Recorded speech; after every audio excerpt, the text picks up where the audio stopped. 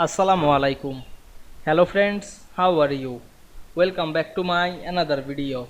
In this video, I am going to show you how to ungroup pictures in Microsoft Excel. Let's get started. At first, you have to open your Excel workbook. Now we can see here some objects are grouped. Now we want to ungroup the object, select the object and go to the shape format menu and select the group option, choose ungroup. Now we can see the all object is ungrouped. You can resize or move the object individually.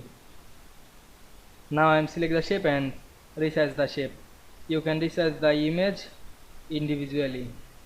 Now we can see we ungroup object in Excel very easily. I hope you enjoyed my video. Please like, comment, share and subscribe my channel. Thanks for watching.